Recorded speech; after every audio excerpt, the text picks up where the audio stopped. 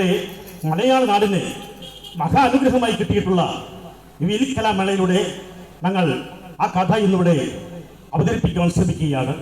സ്വീകരിച്ചാലും ഞങ്ങൾ അവതരിപ്പിക്കുന്ന കഥ ശ്രീ അയ്യപ്പൻ.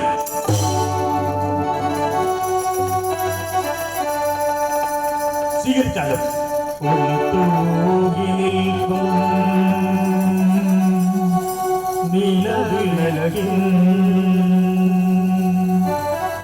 തങ്കപ്രഭതൂകി തെളിയും തിരുനാളങ്ങൾ കലയുടെ കേദാര ഭൂവിൽ വിടരും കലയുടെ കേദാര ഭൂവിൽ വിടരും സ്വരരാഗ ലയതാള കുസുമങ്ങൾ സ്വരരാഗ ലയതാള കുസുമങ്ങൾ ദേവി കലയുടെ ദേവി കാൽച്ചിലം വലിതോടുകനീ കലയുടെ ദേവി കലയുടെ ദേവി കാൽച്ചിലം വലിതോടുകനീ കലവറ തുറന്നു തന്നു കലയുടെ കലവറ തുറന്നു തന്നു ദേവി നിന്നുടെ തിരുനടയിൽ ദേവി നിന്നുടെ തിരുനടയിൽ ദേവി കലയുടെ ദേവി കാൽച്ചിലമ്പൊലി തോടുകനീ കലയുടെ കലവറ തുറന്നു കന്നു കലയുടെ കലവറ തുറന്നു കന്നു ദേവി നിന്നുടെ തിരുനടയിൽ ദേവി നിന്നുടെ തിരുനടയിൽ ദേവി നിന്നുടെ തിരുനടയിൽ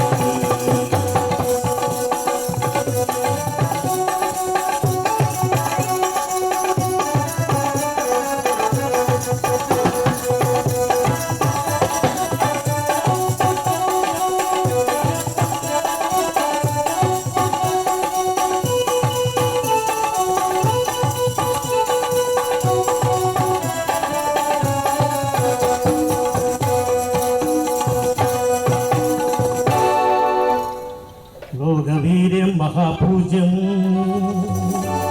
സർവരക്ഷാകരം വിഭും പാർവതി ഹൃദയാനന്ദം സ്വസ്താരം പ്രണമാമ്യഹം.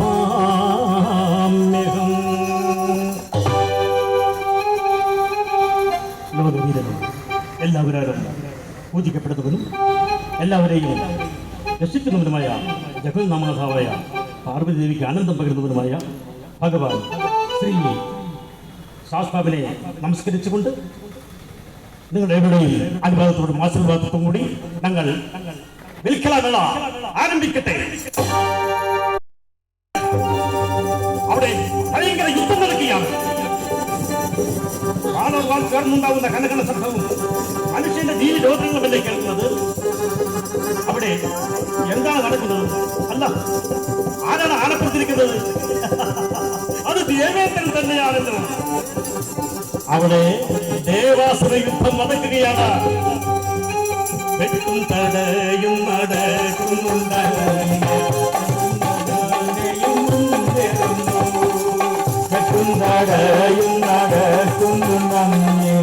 മെച്ചത്തിൽ തന്നെയും മുന്നേറുന്നു മേലായം കൊണ്ടവളാഞ്ഞുകെട്ടി കീഴായം നിന്നു തടുക്കുന്നുണ്ട് തടയും നടക്കുന്നുണ്ടങ്ങനെ മെച്ചത്തിൽ തന്നെയും മുന്നേറുന്നു.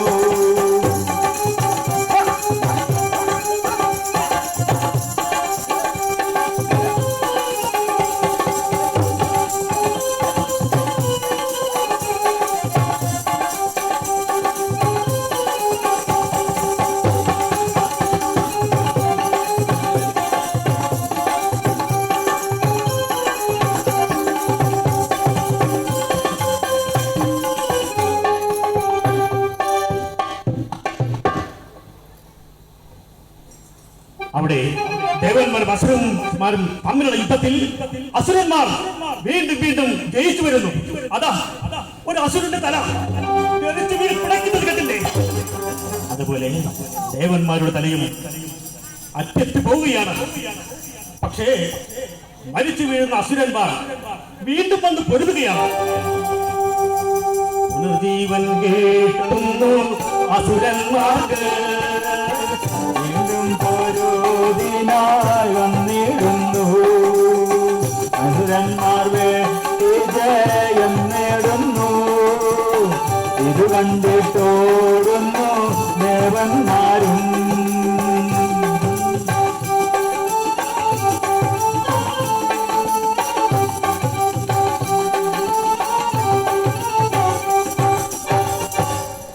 അങ്ങനെ മരിച്ചു വീഴുന്ന അസുരന്മാർക്ക് പുനർജീവൻ കിട്ടുകയും അവർ വീണ്ടും വന്ന് യുദ്ധം ചെയ്യുകയാണ്. ഇത് കണ്ടു നിൽക്കുന്ന ദേവന്മാരിൽ ചിലർ നേരെ ദേവഗുരുവായ ബൃഹസ്പതിയെ ചെന്ന് കണ്ട് സങ്കടമുണർത്തിച്ചു. കേൾക്കണം ഗുരുവരനെ, ഇനിയെന്തുപായം നാം ചെയ്യുക വേണം. അസുരന്മാർക്കിന്ന് ജയം തന്നെയാണ്. നമ്മളില്ലാരുമേ ബാക്കിയില്ല.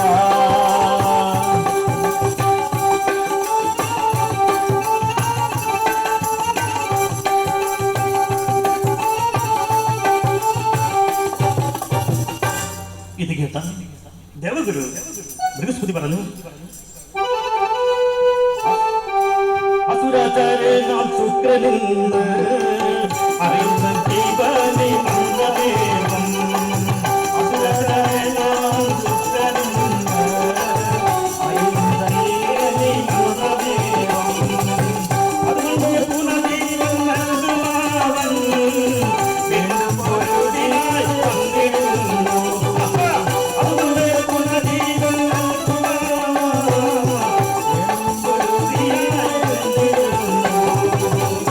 അതെ, അസുരഗുരുവായ ശുക്രമുനിക്ക് മരിച്ചവരെ വീണ്ടും ജീവിപ്പിക്കാനുള്ള മന്ത്രം പറയാം.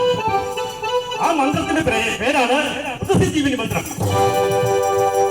ഇത് കേട്ട ദേവന്മാർ പരിഭ്രാന്തരായി.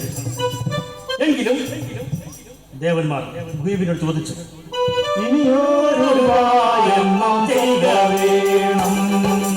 എന്തായാലും ഞങ്ങൾ ചെയ്തു കൊള്ളാം. ഒന്നിനും ഞങ്ങൾ മടിക്കയില്ല. വേഗത്തിൽ ചൊല്ലു ഗുരുവരനെ.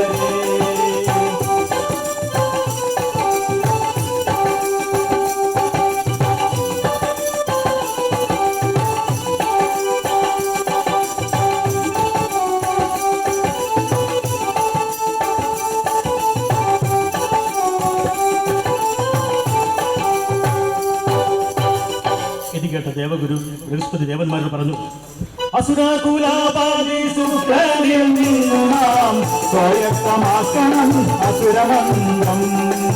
അസുരകുലാപതി ശുക്രനിൽ നിന്നു നാം സ്വായത്തമാക്കണം അസുരമന്ത്രം.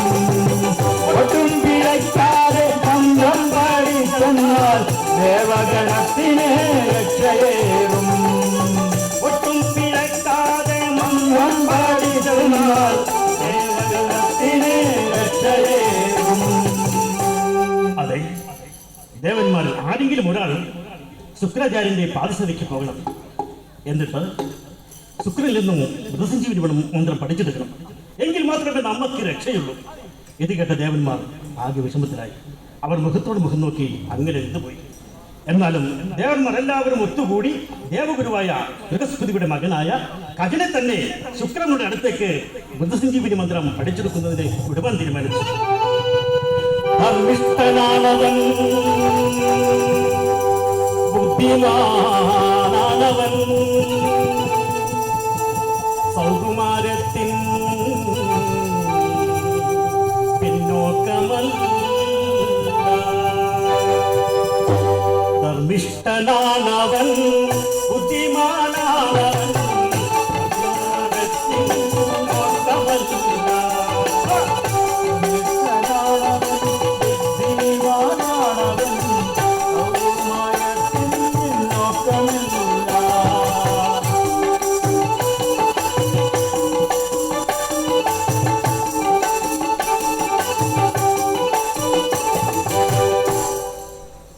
പിതാവിന്റെ ബൃഹസ്പതി തന്റെ മകൻ കജനെ തന്നെ ഈ മന്ത്രം പഠിച്ചെടുക്കുന്നതിന് വേണ്ടി അസുരലോകത്ത് വിടുവാൻ തീരുമാനിച്ചു. ഇത് കേട്ടപ്പോൾ കജൻ പറഞ്ഞു, എൻഗുരു ദൈവമിൻ നട്ടനായിലോ എന്തൂര ചെയ്താലും സന്തോഷമേയുള്ളൂ കഷ്ടനഷ്ടത്തിൽ നിന്ന് സന്താപമേയുള്ളൂ പോയി വരുവാൻ നാഥൻ വരം തന്നിടണം. അങ്ങനെ പിതാവിന്റെ അനുഗ്രഹവും വാങ്ങി കജൻ അസുരലോകത്തേക്ക് യാത്രയായി. ഏറെ താമസിയാതെ തന്നെ കജൻ അസുരലോകത്ത് എത്തിച്ചേർന്നു. അല്ല, അസുരലോകത്ത് എന്താണ് കാണുന്നത്? പല നിറത്തിലും തരത്തിലുമുള്ള പൂക്കളല്ല കാണുന്നത്. അതൊരു പൂന്തോട്ടം തന്നെയാണല്ലോ. അല്ല, അവിടെ ആരാണ് നിൽക്കുന്നത്? കജന് ആകെ സംശയമായി. കജൻ ഒന്നും മനസ്സിലാവുന്നില്ല. അസുരഗുരുവായ ശുക്രാചാര്യനായിരിക്കുമോ? കജൻ അല്പം കൂടി അടുത്ത് ചെന്ന് നിന്ന് അതൊരു പെൺമണിയാണല്ലോ. കജന് ആ പെണ്ണിനെ നല്ലതുപോലെ കാണാൻ കഴിയും. പക്ഷേ കജനെ ആ പെൺമണിക്ക് കാണാൻ കഴിയുന്നില്ല. കാരണം അവൾ അങ്ങോട്ട് തിരിഞ്ഞാണ് നിൽക്കുന്നത്. എന്തൊരു അഴകാണ് അവൾക്ക്. കുട്ടിയോളം നീളമുള്ള കുന്തലുണ്ടവൾക്ക് പൂവളകൾ കരങ്ങളിൽ കമനീയമായി ചന്ദനത്തിൻ നിറമുള്ള എനിക്കൊരലങ്കാരം പൊന്നരഞ്ഞാണാവും അവൾ തലയിൽ ചുറ്റി. കുട്ടിയോളം നീളമുള്ള കുന്തലുണ്ടവൾക്ക് പൂവളകൾ കരങ്ങളിൽ കമനീയമായി ചന്ദനത്തിൻ നിറമുള്ള എനിക്കൊരലങ്കാരം പൊന്നരഞ്ഞാണാവും അവൾ തലയിൽ ചുറ്റി.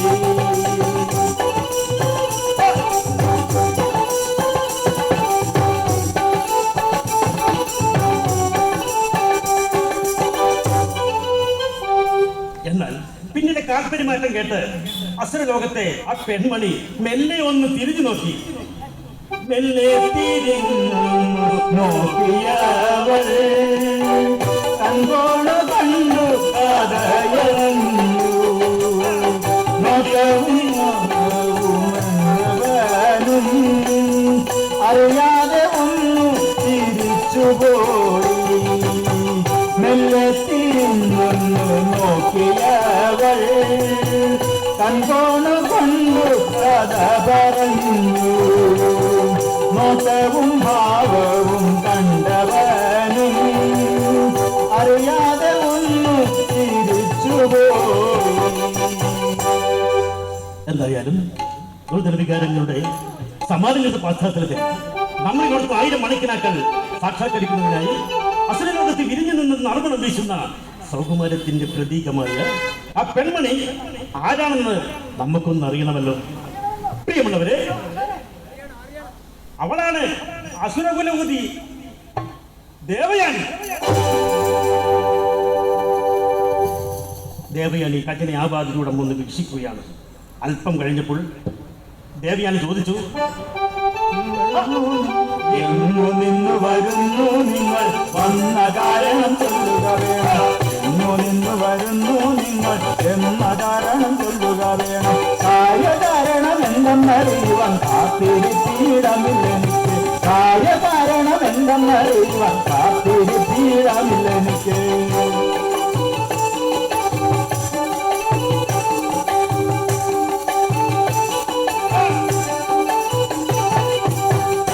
ദേവയാനിയുടെ ഈ ചോദ്യം കേട്ട് കജൻ പറഞ്ഞു, ഞാൻ ദേവലോകത്ത് നിന്നും വരികയാണ്. അംഗീരസന്റെ പൗത്രനും ദേവഗുരു ബൃഹസ്പതിയുടെ മകനുമായ കജനാണ് ഞാൻ. ശുക്രാചാര്യ ഗുരുവിന്റെ പാദസേവയ്ക്ക് വന്നതാണ്. അതിന്റെ വിനയഭാവത്തോടെയുള്ള ഈ പെരുമാറ്റം കണ്ടപ്പോൾ, ഈ വചനങ്ങൾ കേട്ടപ്പോൾ അസുരകുലപതി ശുക്രാചാര്യന്റെ മകൾ ദേവയാനിക്ക് മനസ്സിൽ എന്തൊന്നില്ലാത്തൊരു ആനന്ദം തോന്നി. ഇത്രയ്ക്കും പേരും പെരുമയുമുള്ള ദേവഗുരു ബൃഹസ്പതിയുടെ മകൻ തന്റെ പിതാവിന്റെ പാദസേവയ്ക്ക് വന്നിരിക്കുന്നു. ദേവയാനിക്ക് ആശ്ചര്യവും അതോടൊപ്പം ആനന്ദവും ഉണ്ടായി. എന്നാൽ കജൻ അവളോട് ചോദിച്ചു,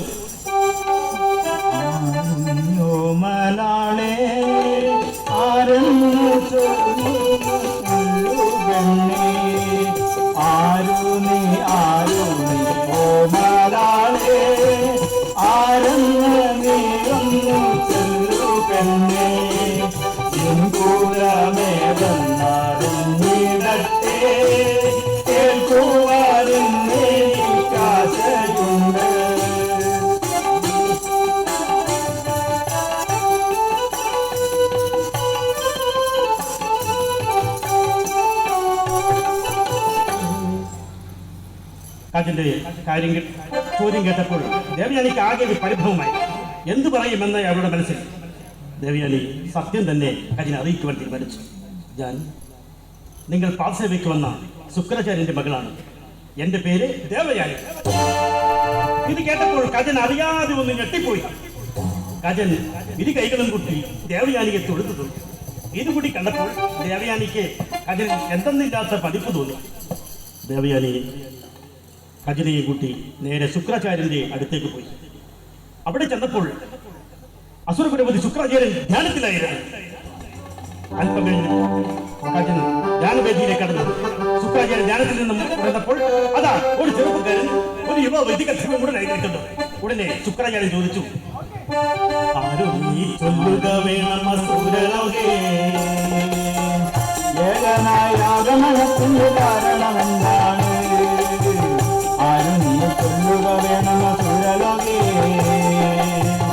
ഏകനായ ആഗമനത്തിന്റെ കാരണമെന്താണ്? ദേശകുലവുമെല്ലാം അറിയ വേണം, കേൾക്കുവാൻ എനിക്കറിയുന്നു എൻ മനസ്സിൽ. വേണം അസുരലോകേ, ഏകനായ ആഗമനത്തിന്റെ കാരണമെന്താണ്? ദേശകുലവുമെല്ലാം അറിയ വേണം, കേൾക്കുവാൻ എനിക്കറിയുന്നു എൻ മനസ്സിൽ. ഉടനെ കജൻ പറഞ്ഞു, ഞാൻ ദേവലോകത്തു നിന്ന് വരികയാണ്. അംഗീരസിന്റെ പൗത്രനും ദേവഗുരു ബൃഹസ്പതിയുടെ പുത്രനുമായ കജനാണ് ഞാൻ. അങ്ങയുടെ പാൽസേവയ്ക്ക് വേണ്ടി ദേവലോകത്ത് നിന്ന് വരുന്നു. ഇത് കേട്ടപ്പോൾ ശുക്രാചാര്യന്റെ കുരിക വന്ന് ചൊല്ലുന്നു. കണ്ണുകൾ കോപം കൊണ്ട് കത്തിക്കുന്നു. രോഷാന്തമായി ശുക്രാചാര്യൻ പറഞ്ഞു, സാധ്യമല്ല. ഇത് അസുരഗുരുവായ ഞാൻ ഒരിക്കലും അനുവദിക്കില്ല. ശുക്രാചാര്യന്റെ ശബ്ദഗാംഭീര്യത്താൽ കജൻ നിന്ന് വിറച്ചുപോയി. എന്നാൽ ഈ രംഗം കണ്ടു നിന്ന ദേവയാനി കജന്റെ രക്ഷക്കെത്തി. ദേവയാനി പറഞ്ഞു, ദേവലോകത്തു നിന്നും അസുരലോകത്തെത്തിയ ഇദ്ദേഹം നല്ലവനാണ്. അസുരാദികളായ നമ്മൾക്ക് ദേവന്മാരുടെ അധിപനായ ഇദ്ദേഹത്തെ വിശ്വസിക്കാം. പാൽസേവയുടെ ചെയ്യുന്നതിന് അങ്ങ് ദയവായി അനുവാദം നൽകിയാലും. ദേവയാനിയുടെ വചനങ്ങൾ ശിരസ വഹിച്ചുകൊണ്ട് കജനെ ശുക്രാചാര്യന്റെ ശിഷ്യനായി സ്വീകരിച്ചു. അങ്ങനെ ശുക്രാചാര്യന്റെ ശിഷ്യനായി കജൻ അസുരലോകത്തെ വസിക്കുവാൻ തുടങ്ങി. എന്നാൽ ദേവഗണത്തിൽപ്പെട്ട ഒരാൾ അസുരാചാര്യന്റെ ശിഷ്യനായി അസുരലോകത്ത് താമസിക്കുന്നത് അസുരന്മാർക്ക് അത്ര ഇഷ്ടപ്പെട്ടുന്ന കാര്യമല്ല.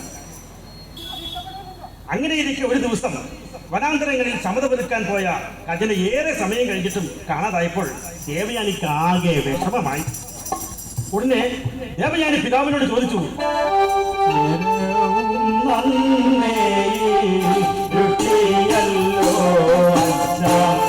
അതനെയും നേരം കാണുന്നില്ല,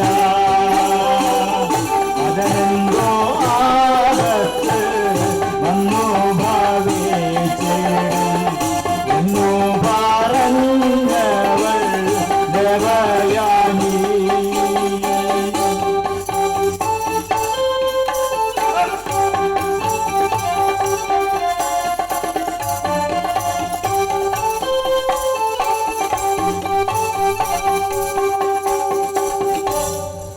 കജന് പറ്റി ആപത്ത് മനസ്സിലാക്കിയ ശുക്രാചാര്യൻ തന്റെ ദിവ്യമന്ത്രമായ വൃതസഞ്ജീവിനി മന്ത്രം ജപിച്ച് കജനെ വിളിക്കുകയായി. വൃതസഞ്ജീവിനി മന്ത്രത്തിന്റെ ശക്തിയാൽ ചങ്ങായിയുടെ ഉദരം രണ്ടായി പിളർന്ന് കജൻ പുറത്തു വന്നു. കജൻ ജീവൻ തിരികെ ലഭിച്ചു. ദേവയാനിക്ക് വളരെ സന്തോഷമായി. ഉടനെ കജന് പറ്റിയ ആ സംഭവം ദേവയാനിയെ പറഞ്ഞു കേൾപ്പിച്ചു. പോയ നേരം അസുരന്മാരെന്നെയും കണ്ടുവരാം, എന്നെയും കൊന്ന് കേടമെടുത്ത് ചെന്നായ്ക്കൾ കണ്ണ് കൊടുത്തവരും സമതാപെറുക്കാനായി പോയ നേരം അസുരന്മാരെന്നെയും കണ്ടുവരാം. ഇത് കേട്ട ദേവയാനിക്ക് അസുരന്മാരുടെ എന്തെന്നില്ലാത്ത അമർഷം തോന്നി. ഞാൻ ജീവനെ സ്നേഹിക്കുന്ന ദേവനം കജനെ ചെന്നായികൾക്ക് കൊടുക്കുന്നു. ഇല്ല, ഞാനത് പൊറുക്കില്ല. ദേവയാനിയുടെ ഐഷം അങ്ങനെ അതിര് കിടന്നു. എന്നാൽ കജൻ ദേവയാനിയെ സാന്ത്വനപ്പെടുത്തി. ഇങ്ങനെ പലപ്പോഴായി പല വിധത്തിലും അസുരാദികൾ കജനെ കൊല്ലുകയും ശുക്രാചാര്യന്റെ ദിവ്യമന്ത്രം കജന് പുനർജീവൻ നൽകിക്കൊണ്ടിരുന്നു. എന്നാൽ ഒരു ദിവസം ദേവയാനിക്ക് വേണ്ടി കാനനത്തിൽ പൂ പറിക്കുവാൻ പോയ കജനെ അസുരന്മാർ ചുട്ട് ചാമ്പലാക്കി അത് മധ്യത്തിൽ അരച്ചു കലക്കി അസുരകുലപതി ശുക്രാചാര്യന്റെ പിടിക്കുവാൻ കൊടുത്തു. പാവം ശുക്രാചാര്യൻ ഇതൊന്നും അറിയാതെ, ഈ കൊടുത്തത് മനസ്സിലാക്കാതെ അസുരാദികൾ കൊടുത്ത മദ്യം മതിയാവോളം ദേവനിക്ക് ആകെ പരിഭ്രമമായി. അവൾ പിതാവിനോട് ചോദിച്ചു, ഉപരിക്കാൻ പോയ ദേവനം കജനെയും കാണുന്നില്ല, ദേവനം കജനെയും കാണുന്നില്ല. ആപത്ത് വല്ലതും വന്നു വരീച്ചെന്നാൽ ദേവയാനി ഞാൻ പൊറുക്കയില്ല, ദേവയാനി ഞാൻ പൊറുക്കയില്ല. ഉടനെ ശുക്രാചാര്യൻ മൃത്യുഞ്ജയ മന്ത്രം ജപിച്ച് കജനെ വിളിച്ചു. എന്നാൽ ഈ തവണ കജൻ വിളി കേട്ടത് ശുക്രാചാര്യന്റെ വയറ്റിൽ നിന്നായിരുന്നു. കജന്റെ മൃത്യുവിന്റെ കാര്യകാരണങ്ങളിൽ ദിവ്യ മന്ത്രത്തിന്റെ ശക്തിയാൽ മനസ്സിലാക്കിയ ശുക്രമുനി ദേവയാനി പറഞ്ഞു, കജനാമെന്നുടെ ഉദരത്തിൽ മധുരിൽ കലർന്നു പോയല്ലോ, കജനാമെന്നുടെ ഉദരത്തിൽ മധുരിൽ കലർന്നു പോയല്ലോ. മരണം വരിച്ച കജനുടനെ ജനനവേകുവാനായില്ല, ജനനം വരിച്ച കജനുടനെ ജനനമേകുവാനാവില്ല, ജനനമേകുവാനാവില്ല. മാത്രമല്ല ശുക്രാചാര്യൻ പറഞ്ഞു, എന്റെ ഉദരത്തിൽ ചാരമായി കിടക്കുന്ന കജന ദിവ്യമന്ത്രത്തിന്റെ വീണ്ടും ജന്മം നൽകിയാൽ എന്റെ ഉദരത്തിൽ കജൻ പുനർജന്മം എടുക്കുകയും ഉടൻ ഞാൻ ഉദരം പൊട്ടി പിളർന്നു മരിക്കുകയും ചെയ്യും. പറയൂ എൻ മകളെ ദേവയാനി, നിൻഹിതമെന്തം നൽകവേ. പറയൂ എൻ മകളെ ദേവയാനി, നിൻഹിതമെന്തം നൽകവേ. ഇത് കേട്ട് ദേവയാനി ആകെ ധർമ്മസങ്കടത്തിലായി. ഒരു വശത്ത് ജീവന് തുല്യം സ്നേഹിച്ചു പോയ കജൻ, മറുവശത്ത് തനിക്ക് ജന്മം നൽകിയ പിതാവ്. ഉടൻ ദേവയാനി ഒരു തീരുമാനത്തിലെത്തി. ആ തീരുമാനം ഇതായിരുന്നു, അച്ഛനെയും കജനെയും അന്ധരമൊന്നുമില്ലാതെ എനിക്കു ലഭിക്കേണം. ഇത് കേട്ട ശുക്രാചാര്യൻ മൃത്യുഞ്ജയ മന്ത്രം ചൊല്ലി കജനെ വിളിക്കുന്നതിന് മുമ്പ് തന്റെ ഉദരത്തിൽ കിടക്കുന്ന കജന് മൃത്യുഞ്ജയ മന്ത്രം ഉപദേശിച്ചു കൊടുത്തു. ശുക്രാചാര്യന്റെ ഉദരത്തിൽ കിടന്നുകൊണ്ട് മൃത്യുഞ്ജയ മന്ത്രം കജൻ പഠിച്ചെടുത്തു. ഉടനെ തന്റെ ഉദരത്തിലുള്ള കജനെ പുനർജന്മം നൽകുന്നതിന് ശുക്രാചാര്യൻ ദിവ്യ മന്ത്രം ഉരവിട്ടു. പെട്ടെന്ന് അസുരകുലൻ ശുക്രാചാര്യന്റെ ഉദരം രണ്ടായി പിളർന്നു. അതിൽ നിന്നും കജൻ ജീവനോടെ പുറത്തുവന്ന കജൻ ആദ്യം തന്നെ കണ്ടത് ഉദരം പിളർന്ന് മരിച്ചു കിടക്കുന്ന അസുരകുലമായ ശുക്രാചാര്യനെയാണ്. ഉടനെ തന്നെ ശുക്രാചാര്യന്റെ ഉദരത്തിൽ കിടന്ന് സ്വായത്തമാക്കിയ മൃത്യുഞ്ജയ മന്ത്രം ചൊല്ലുകയായി. അതാ ശുക്രാചാര്യന് കജന്റെ മന്ത്രശക്തിയാൽ പുനർജന്മം കിട്ടിയിരിക്കുന്നു. അങ്ങനെ കജന് മൃത്യുഞ്ജയ മന്ത്രം പഠിക്കുവാൻ കഴിഞ്ഞതിലും ശുക്രാചാര്യന് പുനർജന്മം നൽകി പഠിച്ച മന്ത്രത്തിന്റെ ഫലം ഉടനെ തന്നെ അറിയുവാൻ കഴിഞ്ഞതിലും കജന് എന്തെന്നില്ലാത്ത സന്തോഷമായി. ദേവയാനിയുടെ സന്തോഷത്തിനും അതിനുണ്ടായിരുന്നില്ല. അങ്ങനെ ശുക്രാചാര്യ ഗുരുവിന് ഗുരുദക്ഷിണയും നൽകി കജൻ ദേവലോകത്തേക്ക് പോകുവാൻ തുടങ്ങുകയാണ്. ഇത് കണ്ടു നിന്ന ദേവയാനിയുടെ കണ്ണുകൾ നിറഞ്ഞൊഴുകി. അവൾ പറഞ്ഞു, എന്റെ ഗജാനയും പോകരുതേ, ഒന്നും നീ കാണരുതേ. എന്റെ ഗജാനയും പോകരുതേ, ഏകനായി നീ കാണരുതേ.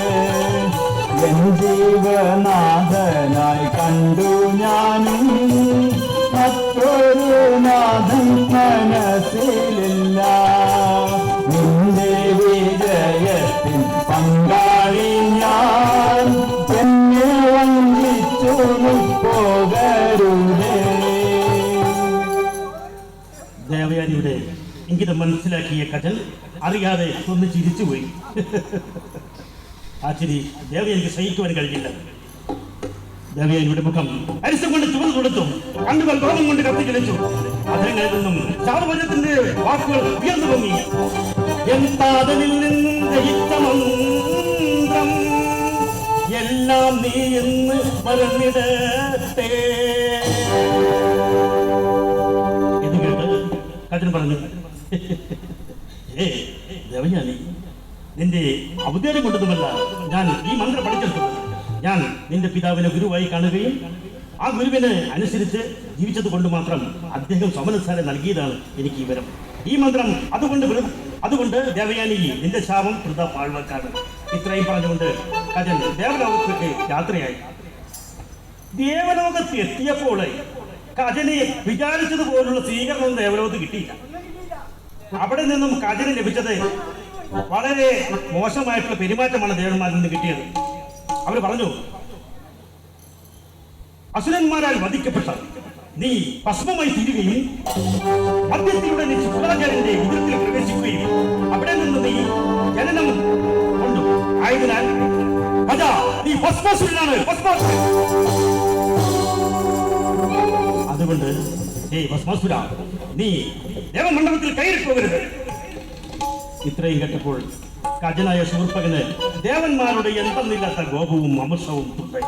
അജൻ ദേവന്മാരോട് പകരം വീട്ടുന്നതിന് തീരുമാനിച്ച് ഉറപ്പിച്ചുകൊണ്ട് ദേവലോകത്ത് നിന്നും യാത്ര തിരിച്ചു. പ്രിയമുള്ളവരെ, ആ യാത്ര അവസാനിച്ചത് ഒരു കൊടും വനത്തിൽ ആയിരുന്നു.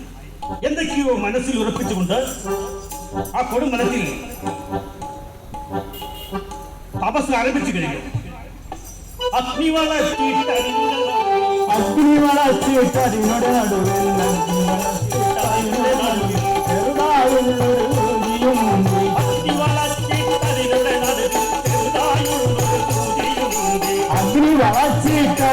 നടുവിൽ ചെറുതായുള്ളൊരു സൂചിയുമുണ്ട്. ചെറുതായുള്ളൊരു സൂചിയുമുണ്ട്.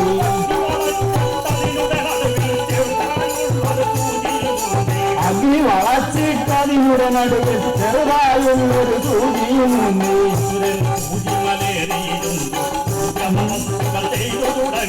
അസുരൻ സൂചിമേലേറിയിരുന്നു തപസ്സുകൾ ചെയ്തു തുടങ്ങി.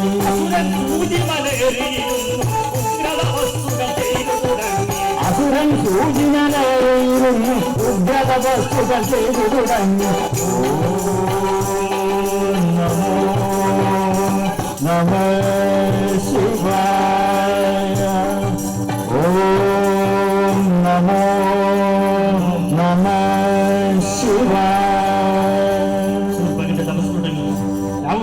കടന്നുപോയി. ശൂർപ്പകന്റെ ഇരിപ്പിടത്തിന് ചുറ്റും കാടുകളും പള്ളികളും പറന്നു പന്തലിച്ചു. ശൂർപ്പകന്റെ താടിയും ചടയും വളർന്ന് ചുറ്റിനുമുള്ള വടികളിൽ ചുറ്റിപ്പടർന്നു.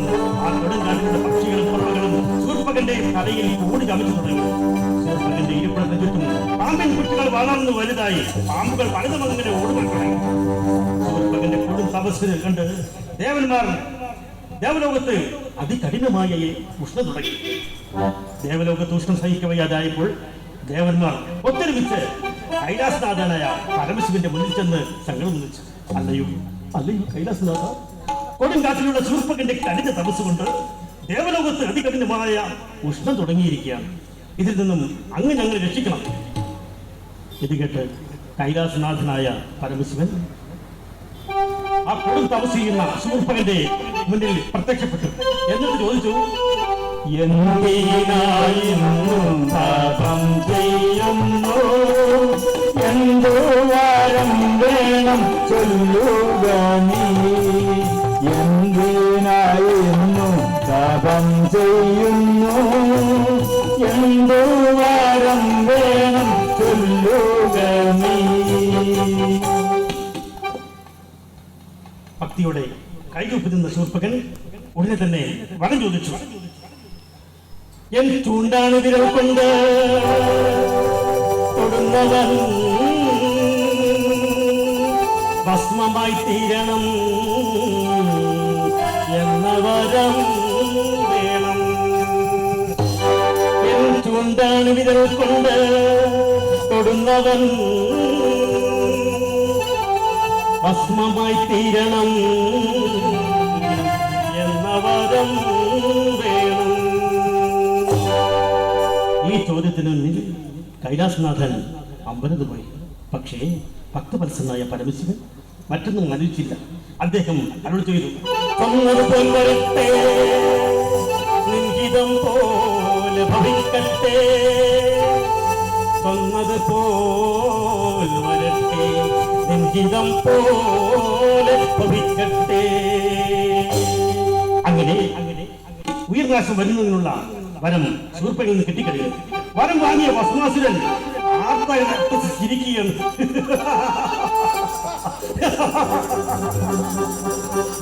ഇത് കണ്ടു നിന്ന കൈലാസനാഥൻ ഉടനെ അസുരനോട് ചോദിച്ചു. ശൂർപ്പകാസുര, നീ എന്താണ് ഇങ്ങനെ അട്ടഹസിക്കുന്നത്? നിനക്ക് എന്താണ് സംഭവിച്ചത്?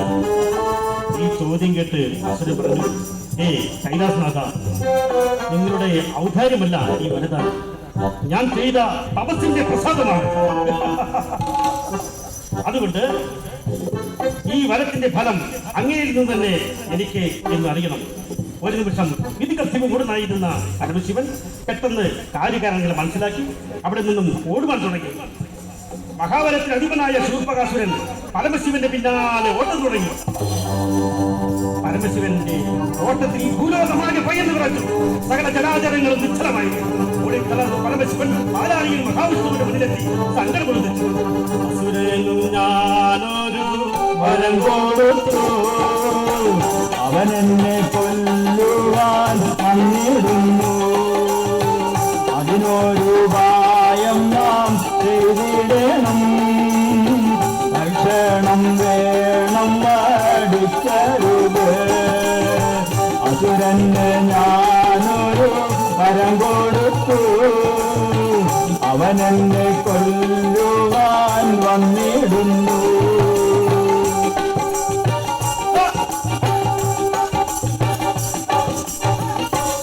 ഇത് കേട്ടപ്പോൾ മഹാവിഷ്ണു പറഞ്ഞു, കൈലാസനാഥൻ, ഇതിന് ഞാൻ എന്ത് മാർഗമാണ് ചെയ്യാനുള്ളത്? ഒന്നോർക്കുക. പാമ്പിനെ പാൽ അമർത്തി കൊടുക്കുന്നത് പോലെയാണ് ഇഷ്ടന്മാർക്ക് വരങ്ങൾ കൊടുത്താലും ഇഷ്ടന്മാർ വരങ്ങൾ കിട്ടിയാൽ ഇഷ്ടന്മാരും ദുഷ്ടന്മാരായി പരിണമിക്കും. അങ്ങ് പോയിക്കൊള്ളുക, ഞാൻ ഒരു പരീക്ഷണം നടത്തി നോക്കട്ടെ. അങ്ങനെ മഹാവിഷ്ണു ഒരു മോഹിനിയുടെ വേഷമിടഞ്ഞു. എന്തായാലും നമ്മൾക്ക് ആ പെൺമണിയെ ഒന്ന് ശ്രദ്ധിക്കാം. എന്ത് സൗന്ദര്യമാണ് അവൾക്ക്! ഇത്രയും മോഹിനി താലികൾ മാലയുടുത്തു ചമഞ്ഞവളും താലികൾ മാലയുമൊക്കെയണിഞ്ഞു ചമഞ്ഞവളും ഇഷ്ടമുടനെ മുടവൊത്തു മറകിയ പട്ടുപുതച്ചു മറച്ചവളും ഇഷ്ടമുടനെ മുടവൊത്തു മറകിയ പട്ടുപുതച്ചു മറച്ചവളും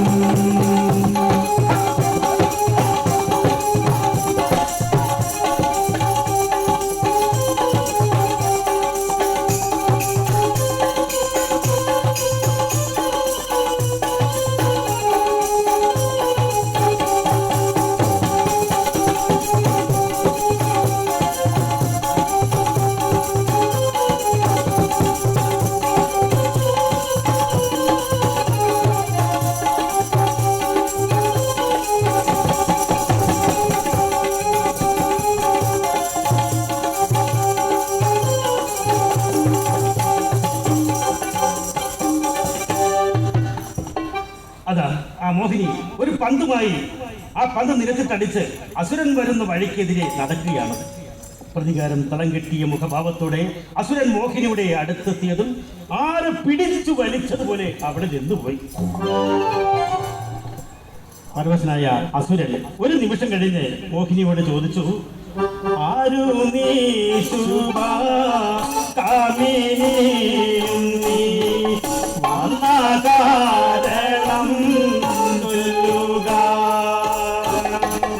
ആരു നീ ശുഭ കാമിനി നീ വന്ന കാരണം ചൊല്ലുക. ആരു നിന്നോടെ താരനാമുര ചെയ്യവേണമേ ഇന്നിഹോ. ഉടനെ നമ്മുടെ മായാമുഖി പറഞ്ഞു, ഞാൻ ഏകയാണ്, എനിക്കാരുമില്ല. പലരും എന്നെ വേലി കഴിക്കുവാൻ വന്നതാണ്. അക്കൂട്ടത്തിൽ കൈലാസനാഥനായ പരമശിവനും വന്നിരുന്നു. അതുപോലും ഞാൻ ഉപേക്ഷിച്ചു. പരമശിവൻ എന്ന് കേട്ടപ്പോൾ അസുരന് കാലി അടക്കുവാൻ കഴിയില്ല. പരമശിവനോ? പരമശിവനെ ഞാൻ നോക്കി നടക്കുകയാണ്. എന്റെ മുന്നിൽ അങ്ങനെ കണ്ടാൽ ഭസ്മമാക്കി കഴിഞ്ഞാൽ. ഇടയ്ക്ക് കയറി മോഹിൻ ചോദിച്ചു, അവിടെ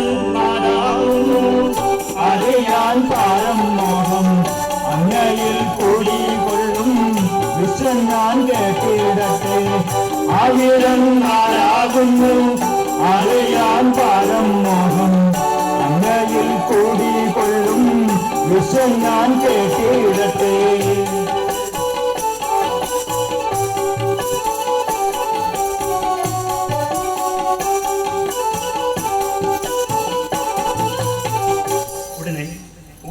പ്രതാപശാലിയായ അസുരൻ പറഞ്ഞു, വീരനിൽ വീരനും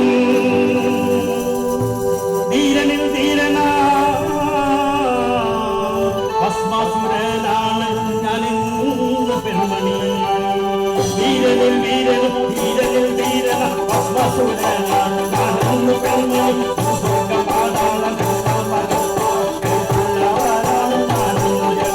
വീരനിൽ വീരനും വീരനിൽ വീരന ഭസ്മാസുരനാണ് ഞാൻ ഇന്ന് പെൺമണി.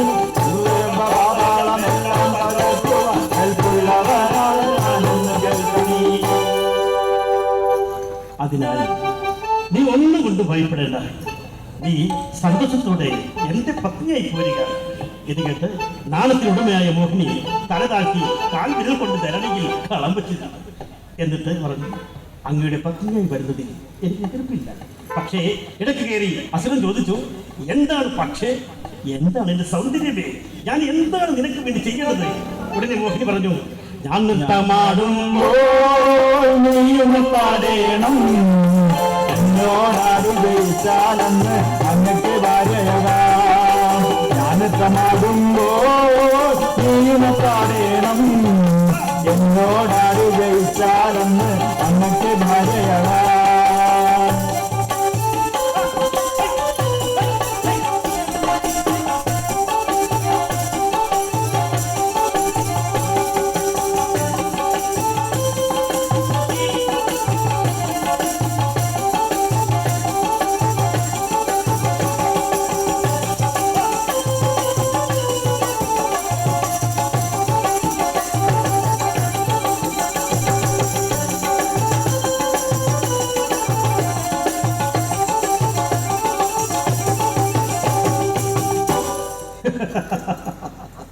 ഹേ പെൺമണി, നിന്നോടൊത്ത് നടനമാടുവാൻ ഞാനിതാ സമ്മതിച്ചിരിക്കുന്നു. അങ്ങനെ അതാ മോഹിനി നൃത്തം ആരംഭിച്ചു കഴിഞ്ഞു.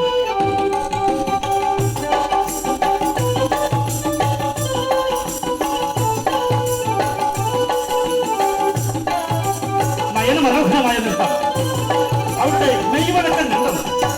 ഒരു താളം കഴിഞ്ഞ് മോഹിനി നൃത്തം മാറ്റി ഉടനെ അസുരനും നൃത്തം ആരംഭിച്ചു. അതാ നോക്കൂ, അസുരനും നൃത്തം ആരംഭിച്ചു കഴിഞ്ഞു. മോഹിനി നൃത്തത്തിന്റെ രണ്ടാം ഘട്ടത്തിലേക്ക് ഇറങ്ങി. അതാ ഇരുവരുടെയും നൃത്തച്ചുവടുകൾ മാറിക്കൊണ്ടിരിക്കുന്നു. നൃത്തത്തിന്റെ മൂർഖന്റെ അവസ്ഥയിൽ ചൂണ്ടുവിരൽ ശിരസിൽ തൊട്ട് ഒരു കാൽ നിരത്തുകുത്തി അങ്ങനെ നിന്നു. അസുരന് ഈ രംഗം തീരെ സഹിച്ചില്ല. അസുരനും നൃത്തം ആരംഭിച്ചു.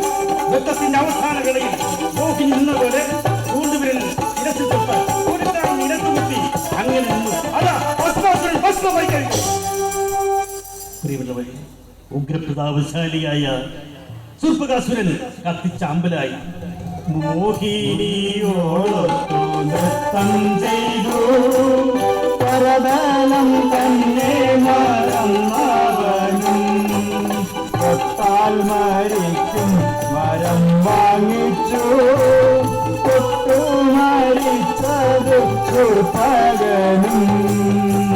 അങ്ങനെ വലിയൊരു ആപത്തിൽ നിന്നും പരമശിവനെ മഹാവിഷ്ണു രക്ഷിച്ചു. മോഹിനിയായ മഹാവിഷ്ണു തന്റെ സ്വയരൂപം എടുത്ത് പാലാഴിയിൽ എത്തി വിശ്രമിച്ചു കൊണ്ടിരിക്കുമ്പോൾ അതാ പരമശിവൻ മഹാവിഷ്ണുവിന്റെ മുന്നിലെത്തി. ഭയഭക്തി ബഹുമാനത്തോടെ പരമശിവൻ ചോദിച്ചു, പ്രഭു, അസുരന്റെ കാര്യം എന്തായി? മഹാവിഷ്ണു നടന്ന സംഭവങ്ങളെല്ലാം പരമശിവനെ പറഞ്ഞു കേൾപ്പിച്ചു. വളരെ സന്തോഷവാനായ പരമശിവൻ ഒരു കാര്യം കൂടി വീണ്ടും മഹാവിഷ്ണുവിനോട് ആവശ്യപ്പെട്ടു. അത് പരമശിവനെ മഹാവിഷ്ണുവിന്റെ മോഹിനി രൂപം കാണണമെന്നുള്ള ആഗ്രഹം. ഉടനെ മഹാവിഷ്ണു പറഞ്ഞു, കാണണ്ട മോഹിനി രൂപം കണ്ട മോഹമതേ, കാണണ്ട മോഹിനി രൂപം കണ്ട മോഹമതേ.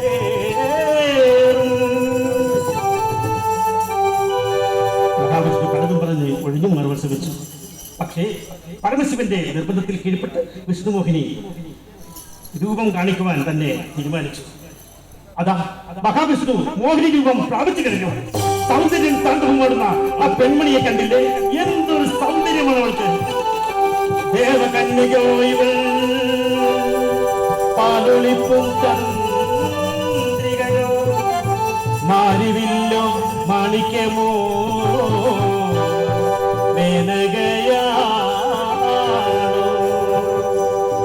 അവളുടെ നിതംബം കവിഞ്ഞു കിടന്നിട്ടുള്ള തലമുടിയും ഏറെ കണ്ടിട്ടുള്ള ഓട്ടവും കണ്ടു. അതാ അവളുടെ അംഗലാവണ്യത്തിൽ മുഴുകിപ്പോയ പരമശിവൻ എന്തോ ആകർഷണ വസ്തുവിലുള്ള പോലെ അവളുടെ അടുത്തേക്ക് വരികയാണ്. പരമശിവന്റെ ആ വരവ് കണ്ട മോഹിനി ആ നാലു കണ്ണുകൾ കൂട്ടിമൂട്ടി മോഹമകന്നു വളർന്നു പോയി. അഞ്ജന കൊണ്ട് മുഖം മറച്ച് കാണുന്നാടി ചങ്ങു നിന്നവരും ആ നാലു കണ്ണുകൾ കൂട്ടിമൂട്ടി മോഹമകന്നു വളർന്നു പോയി. തന്റെ കൊണ്ട് മുഖം മറച്ച് കാണുന്നാടി ചങ്ങു നിന്നവരും. അങ്ങനെ നിൽക്കുന്ന മോഹിനി, ആ മോഹിനിയെ കണ്ട പരമശിവൻ പരിസരം പോലും മറന്ന് ഒന്നും വകവയ്ക്കാതെ വികാരവേശത്തിൽ മോഹിനിയുടെ കരങ്ങളിൽ കടന്നു പിടിച്ചു. ഈ സമയം വികാരവിവശനായ മോഹിനി ശിവന്റെ മറലിലേക്ക് ചാഞ്ഞു. അതാ ആ കാനനത്തിലെ അതിമനോഹരമായ ഒരു വള്ളിക്കൊടിയിൽ അവരെ സ്വീകരിക്കുന്നതിന് വേണ്ടി ഒരുങ്ങിക്കഴിഞ്ഞു. അവർ ഇരുവരും ആ വള്ളിക്കൊടിലിന്റെ ഉള്ളിലേക്ക് പോവുകയാണ്.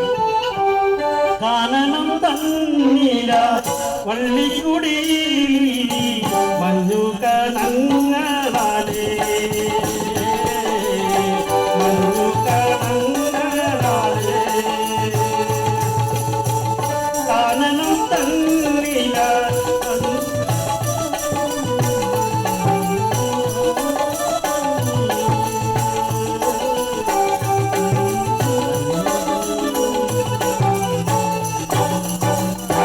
തന്നിലായി ഉണ്ടായ വള്ളിക്കൂടിയിരുന്ന് അഞ്ഞുകളങ്ങളായി മറതിട്ട ദിവ്യമണിയറയിൽ.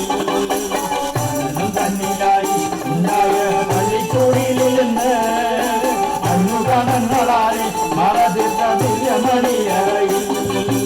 ഒന്നിച്ചു ചേർന്നവരും വൈഷ്ണവ ശൈശവ ചൈതന്യങ്ങൾ ദിവ്യസമ്പന്നയായ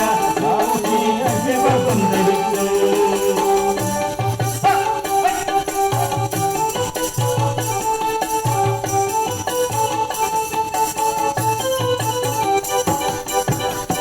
അങ്ങനെ ഭവ്യസമ്പന്നയായ മോഹിനി പരമശിവനിൽ നിന്നും ഗർഭിണിയായി. ദിനങ്ങളേറെ കഴിഞ്ഞപ്പോൾ അവൾക്ക് പ്രസവത്തിനുള്ള സമയമായി. അതാ പ്രസവവേദന ആരംഭിച്ചു. വേദന കൊണ്ട് അവൾ കിടന്ന് പുളയുവാൻ തുടങ്ങി. അസഹനീയമായി ഈ അവസ്ഥ കണ്ട് പരമശിവൻ അവിടെ പ്രത്യക്ഷപ്പെട്ടു. മോഹിനിയെ കൈക്ക് പിടിച്ച് പരമേശ്വരൻ അരികിലിരുത്തി തൃക്കൈ കൊണ്ട് ഉദരം തടവി അണിവിരലാൽ തുടയും കിളർന്ന്. അതാ ഒരു പിഞ്ചു കുഞ്ഞിന്റെ കരച്ചിലല്ലേ കേൾക്കുന്നത്? ശരിയാണല്ലോ. അതാ ആ മോഹിനി സുന്ദരനായ ഒരു ആൺകുഞ്ഞിനെ ജന്മം നൽകിയിരിക്കുന്നു. പോലെ പൊന്മുഖം കണ്ടാൽ കൊതിച്ചുരുമെന്ന് ദേവാദിദേവകളും തുടിക്കും വിളങ്ങും സൂര്യനുദിച്ച പോലെ പൊന്മുഖം കണ്ടാൽ കൊതിച്ചുരുമെന്ന് ദേവാദിദേവകളും.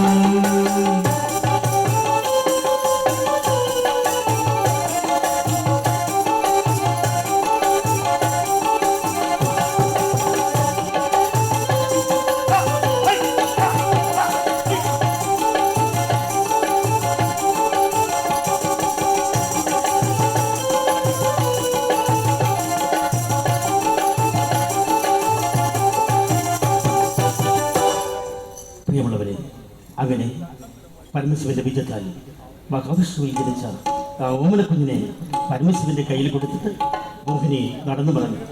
കരയുന്ന കുഞ്ഞിനെ കയ്യിലേന്തി ശങ്കരൻ വേഗം നടന്നു പോയി കൈലാസ സന്നിധി ചെന്നു നിന്നു.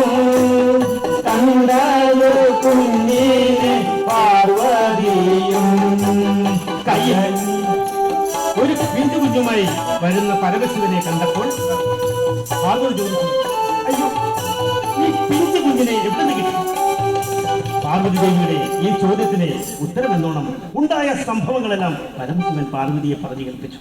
എന്നിട്ട് പറഞ്ഞു, മകൻ തന്നെയാണെന്നിവനും എന്നു നിനച്ചു വളർത്തിടേ. കുഞ്ഞിനൊരല്ലൽ വരുത്തരുതേ, വേഗം കുളിപ്പിക്കൂ മലാളെ. ഈ വചനങ്ങൾ കേട്ട മാത്രയിൽ തന്നെ പാർവതി ദേവി കുഞ്ഞിനെ കുളിപ്പിച്ചു. ദേവി തന്നെ കുഞ്ഞിനെ മുലയൂട്ടി മറ്റു കാര്യങ്ങളെല്ലാം ചെയ്തു. അപ്പോഴേക്കും പരമശിവൻ കുഞ്ഞിന്റെ ജാതകം കുറിക്കുന്നതിന് വേണ്ടി ചതുർവേദിയെ വിളിച്ചു കൊണ്ടുവന്നു. ഏതാനും നിമിഷങ്ങൾക്കുള്ളിൽ ചതുർവേദിയെ അരത്തി രാശിചക്രം വരച്ചു തുടങ്ങി.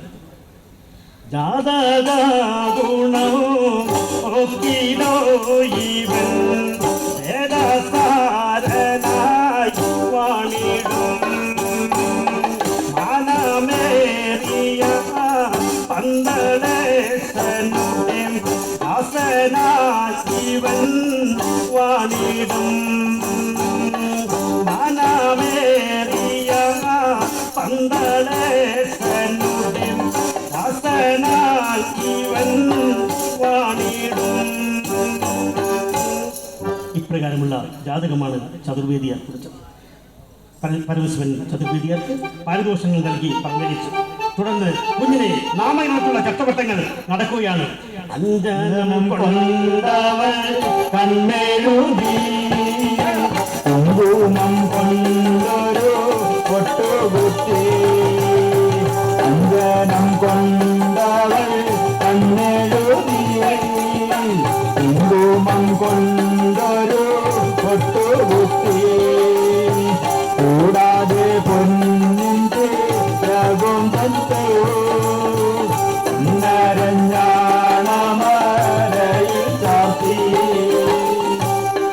പരമശിവൻ തന്റെ മകനെ മാറോട് ചേർത്ത് തുരുതിരമ്പ് വെച്ചു. എന്നിട്ട് മടിയിലിരുത്തിക്കൊണ്ട് നാമകരണം നടത്തി. പ്രിയമുള്ളവരെ, ഈ സമയം ഈ നാമമാണ് ഇന്ന് ഭൂലോകമായി നിറഞ്ഞു നിൽക്കുന്നത്. അതാണ് ശ്രീ അയ്യപ്പൻ. അങ്ങനെ ഹരിഹരസുതനായ പൈതലിന്റെ നാമകരണവും കഴിഞ്ഞ് കുഞ്ഞ് കൈലാസത്തിൽ സന്തോഷത്തോടെ വളർന്നു വരികയാണ്. ഒന്നാം തിരുവയസ്സിൽ ഒരടിയും വച്ചു തുടങ്ങി. രണ്ടാം തിരുവയസ്സിൽ രണ്ടടിയും വച്ചു തുടങ്ങി. ഒന്നാം തിരുവയസ്സിൽ ഒരടിയും വച്ചു തുടങ്ങി. രണ്ടാം തിരുവയസ്സിൽ രണ്ടടിയും വെച്ചു തുടങ്ങി. നാലാകും തിരുവയസ്സിൽ നാന്നുകന് സേവ തുടങ്ങി. നാലാകും തിരുവയസ്സിൽ നാന്നുകന് സേവ തുടങ്ങി.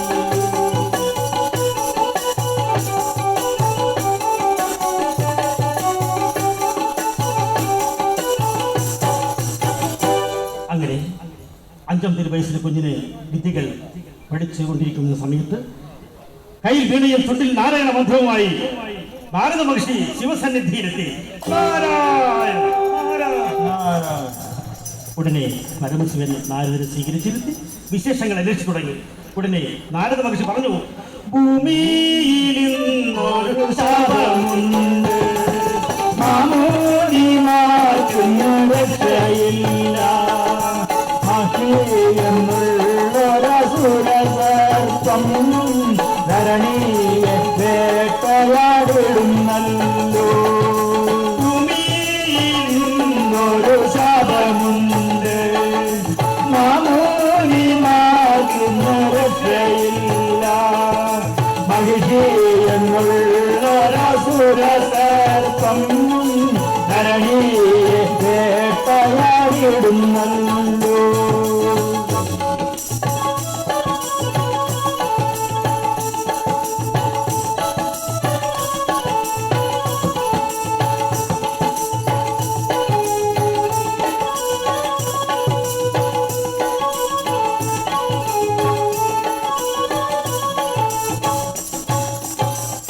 എന്താണ് നാരദ മഹർഷി, നാം ഇതിനു വേണ്ടി എന്താണ് ചെയ്യേണ്ടത്? ഉടനെ നാരദൻ പറഞ്ഞു, ഭൂമിയിൽ വിഷമിളമ്പുന്ന മഹർഷിയെ വധിക്കണമെങ്കിൽ പുരുഷനോട് ചേർന്നുണ്ടാകുന്ന ഒരു മനുഷ്യന് മാത്രമേ സാധിക്കൂ. അതുകൊണ്ട് അങ്ങ് വളർത്തുന്ന പൈതലിനെ ഭൂമിയിലേക്ക് അയച്ചിടണം. മറ്റാർക്കും തന്നെയും സാധ്യമല്ല എന്നു പറഞ്ഞതു നാരദരും. ഇത് കേട്ട സംതൃപ്തനായ നാരദ മഹർഷി അവിടെ നിന്നും യാത്രയായി.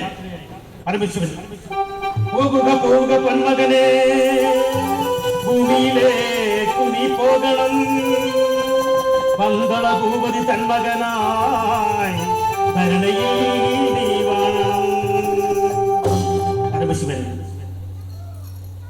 അയ്യപ്പനോട് ഇത് പറഞ്ഞപ്പോൾ അയ്യപ്പൻ സന്തോഷത്തോടെ സ്വീകരിച്ചു. ഇത് കണ്ട് നാരദൻ അവിടെ നിന്ന് പുറപ്പെട്ടു കഴിഞ്ഞു. തന്റെ പിതാവിന്റെ കൽപ്പന കേട്ട മകൻ അത് അക്ഷരപ്രതി അനുസരിക്കുവാൻ തുടങ്ങി. പരമശിവൻ തുടർന്ന് പറഞ്ഞു, മകനെ, പുത്രദുഃഖത്താൽ അവശനായി കഴിയുന്ന പന്തളത്ത് രാജാവിന്റെ മകനായി നീ അവതരിക്കാൻ പോവുകയാണ്. നന്മയെ സംരക്ഷിക്കുകയും തിന്മകൾക്ക് അറുതി വരുത്തുകയുമാണ് നീ ചെയ്യേണ്ടത്. ആവശ്യം വേണ്ട ഉപദേശങ്ങളും വിവരങ്ങളും നൽകി മകനെ ധരണിയിലേക്ക് അയക്കുന്നതിന് അനുവാദവും അനുഗ്രഹവും നൽകിക്കൊണ്ട് പരമശിവൻ പറഞ്ഞു, വീരനിൽ വീരനും ധീരനിൽ ധീരനായി വാണിടേണം കുമാരാ. വീരനിൽ വീരനും ധീരനിൽ ധീരനായി വാണിടേണം കുമാരാ. പ്രിയമുള്ളവരെ, ഈ കഥയുടെ ഒരു ഭാഗം ഇവിടെ അവസാനിക്കുകയാണ്. ഭൂമിയിൽ ജാതനായി. പ്രിയമുള്ളവരെ, അതാ പച്ചപ്പ് കിട്ടാത്ത പുൽമേടുകളും മത്സരിച്ച് വളരുന്ന വൻമരങ്ങളും കൂടാതെ പാലക്കെട്ടുകളും തിങ്ങി നിറഞ്ഞ ഒരു വനത്തിന്റെ നടുവിലൂടെ ഭൂമിക്ക് പ്രധാനമായി കിട്ടിയിട്ടുള്ള പമ്പാ നദി നാണം കുടുങ്ങി ഒഴുകി വരുന്നത് കണ്ടില്ലേ? മാനം കാട്ടും മായ കണ്ണാടിയാ നദി, കാട്ടും മായ കണ്ണാടിയാ നദി. അത്രയ്ക്കും മനോഹരമായ, അത്രയ്ക്കും സുന്ദരമായ, സുരഭിലവുമായ പമ്പാ നദിയുടെ തീരത്തേക്കാണ് നിങ്ങളുടെ ശ്രദ്ധയെ ഞങ്ങൾ ക്ഷണിക്കുന്നത്. അല്ല, അവിടെ എന്തോ ഒരു ശബ്ദം കേൾക്കുന്നുണ്ടല്ലോ. ഓ, അത് പന്തള രാജാവ് വേട്ടയാടാൻ വരുന്നതാണ്. പന്തളം കൊട്ടാരത്തിലെ മഹാരാജാവ് വേട്ടയ്ക്ക് വരുന്ന ശബ്ദം. ഹോയ് ഹോയ് ഹോയ് പന്തളരാജാവും പരിവാരങ്ങളും വേട്ടയാടുന്നതിന് കാട്ടിൽ പ്രവേശിച്ചു കഴിഞ്ഞു. പന്തളരാജാവ് പമ്പയാറിന്റെ തീരത്തെത്തി. ഈ സമയം പന്തളരാജാവ് വേട്ടയാടാൻ കാനനം തന്നിൽ കേറിച്ച നേരം കുഞ്ഞിനെ കാട്ടിൽ കിടത്തിയവൻ അങ്ങനെ കണ്ടു കുമാരനെയും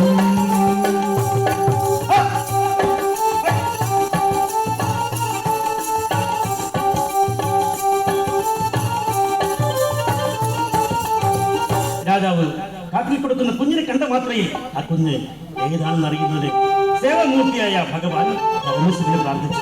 അതാ ഈ സമയം ഒരു മഹാമുനി അവിടെ പ്രത്യക്ഷപ്പെട്ടു. എന്നിട്ട് പറഞ്ഞു, പന്തള ഭൂപതി, പുത്രദുഃഖത്താൽ നിരാശനായി കഴിയുന്ന നിങ്ങൾക്ക് ഭഗവാൻ പരമശിവൻ അറിഞ്ഞു തന്നതാണ് ഈ പിഞ്ചു കുഞ്ഞിനെ. ഇവനെ സ്വന്തം പുത്രനായി വളർത്തുക. ഈ കുഞ്ഞ് ഇന്നു മുതൽ അങ്ങയുടേതാണ്.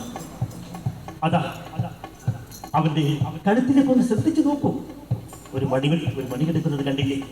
അതുകൊണ്ട് ഇവനെ മണികണ്ഠൻ എന്ന് പേരിടുക. ഇത്രയും പറഞ്ഞിട്ട് മുനി അപ്രത്യക്ഷനായി. ഉടനെ പന്തളരാജൻ ആ കുഞ്ഞിനെ മണികണ്ഠ എന്ന് ഉറക്കെ വിളിച്ചു. ഉടനെ തന്നെ കുഞ്ഞിനെയും എടുത്തുകൊണ്ട് പന്തളം കൊട്ടാരത്തിലേക്ക് യാത്രയായി. ഭൂപതി കൊട്ടാരത്തേക്കമ്മു യാത്രയായി. മാറോടു ചേർത്തു പീഡിച്ചവനെ ചെറുതേരെ ഉമ്മകൾ നൽകി മന്നൻ. അതാ പന്തളരാജൻ കൊട്ടാരത്തിലെത്തിക്കഴിഞ്ഞു. അദ്ദേഹം നേരെ ചെന്നത് പന്തള രാജ്ഞിയുടെ അടുത്തേക്കാണ്. രാജാവിന്റെ കയ്യിലുള്ള കുട്ടിയെ കണ്ട മാത്രയിൽ രാജ്ഞി ചോദിച്ചു, എവിടെ നിന്ന് കിട്ടി ഈ പിഞ്ചു പൈതലിനെ? പന്തള രാജാവ് ഉണ്ട സമുദായ സംഭവങ്ങളെല്ലാം രാജ്ഞിയെ പറഞ്ഞു കേൾപ്പിച്ചു. രാജ്ഞി പൈതലിനെ ഏറ്റുവാങ്ങി തെരുതിരി വെച്ചു. കുഞ്ഞിനെ വേഗം തോഴിമാർ ഏൽപ്പിച്ചു. തോഴിമാർ കുഞ്ഞിനെ കുളിപ്പിച്ചു തൊട്ടിലിൽ കിടത്തി താരാട്ട് പാടുകയാണ്. ആരീരം രാരോ രാരാരോ ആരീരം രാരോ രാരാരോ ആനന്ദരൂപന പൊന്മകനെ പന്തള ഭൂവന്റെ പൊന്മകനെ ആരീരം രാരോ രാരാരോ ആരീരം രാരോ രാരാരോ ദൈവം കൊട്ടാരത്തിൽ വളരുകയാണ്. വളർന്നു വരുന്ന മണികണ്ഠനെ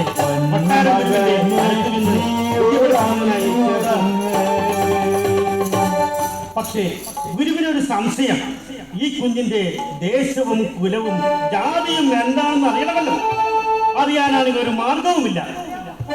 ഇങ്ങനെയുള്ള ഒരു പൈതലിനെ എങ്ങനെ ഞാൻ മറ്റു കുട്ടികളുടെ കൂടെ ഇരുത്തി പഠിപ്പിക്കും എന്ന് ഗുരു മനസ്സിൽ വിചാരിച്ചു. അതിനായി അദ്ദേഹം ഒരു മാർഗം കണ്ടുപിടിച്ചു. അതെന്താണെന്നോ, അത് മണികണ്ഠന് മാത്രം പുറത്ത് ഒരു ഇരിപ്പിടം തയ്യാറാക്കി. അങ്ങനെ അവിടെ ഇരുന്നു കൊണ്ട് മണികണ്ഠൻ വിദ്യകൾ നന്നായിട്ട് പഠിച്ചു തുടങ്ങി. എന്നിരുന്നാലും മറ്റു കുട്ടികളെക്കാളും പഠിക്കുവാൻ മിടുക്കൻ മണികണ്ഠൻ തന്നെയായിരുന്നു. ഒരു ദിവസം നിത്യപൂജയ്ക്ക് വേണ്ടി തന്റെ ഗുരുവിന്റെ കോവിലിൽ ധ്യാനത്തിന് പോയപ്പോൾ മണികണ്ഠൻ കണ്ട കാഴ്ച വളരെ ദയനീയമായിരുന്നു. അതാ രണ്ട് കണ്ണുകൾ നഷ്ടപ്പെട്ട തന്റെ ഗുരുവിന്റെ മകൻ കോവിലിന്റെ നദിയിൽ നിന്ന് പ്രാർത്ഥിക്കുന്നു. ഈ കാഴ്ച കണ്ടിട്ട് മണികണ്ഠന് സഹിക്കുവാൻ കഴിഞ്ഞില്ല. കുമാരനും പ്രാർത്ഥിച്ചു തുടങ്ങി. ശംഭോ ശിവശങ്കരനേ ശംഭോ ശിവശങ്കരനേ ശംഭോ ശിവശങ്കരനേ ശംഭോ ശിവശങ്കരനേ. ഇങ്ങനെ ധ്യാനിച്ചുകൊണ്ട് മണികണ്ഠൻ ഒരു പിടി പൂ വാരിയെടുത്ത് ആ അന്ധനായ കുട്ടിയുടെ കണ്ണിലേക്ക് എറിഞ്ഞു. ദൈവാനുഗ്രഹം എന്ന് പറയട്ടെ, ആ കുട്ടിയുടെ രണ്ട് കണ്ണുകൾക്കും പെട്ടെന്ന് തന്നെ കാഴ്ച ലഭിച്ചു. ഈ വിവരം ഗുരു അറിഞ്ഞു. അദ്ദേഹത്തിന്റെ സന്തോഷത്തിന് യാതൊരുവിധ അതിരില്ലായിരുന്നു. അദ്ദേഹം ഓർത്തുപോയി, അതെ, മണികണ്ഠൻ അവതാര പുരുഷനാണ്. ഇത് മനസ്സിലാക്കിയ ഗുരു താൻ ചെയ്ത തെറ്റുകൾക്ക് മണികണ്ഠനോട് മാപ്പ് ചോദിച്ചു. അങ്ങനെ മണികണ്ഠകുമാരൻ ഗുരുകുലത്തിൽ പഠിച്ചുകൊണ്ടിരിക്കുമ്പോൾ സമയത്ത് പന്തളരാജ്ഞിക്ക് ഒരു ആൺകുഞ്ഞിനെ ജന്മം കൊടുത്തത്. അങ്ങനെ ആ കുഞ്ഞ് പന്തളം കൊട്ടാരത്തിൽ വളരുകയാണ്. ദിവസങ്ങളും ആഴ്ചകളും മാസങ്ങളും വളർന്നു കഴിഞ്ഞു. ഇരുളും വെളിച്ചവും മാറി മാറി കാലങ്ങളേറെ കഴിഞ്ഞു ഇരുളും വെളിച്ചവും മാറി മാറി കാലങ്ങളേറെ കടന്നുപോയി ധീരനായി മണികണ്ഠ വേഗം വളർന്നു വന്നു.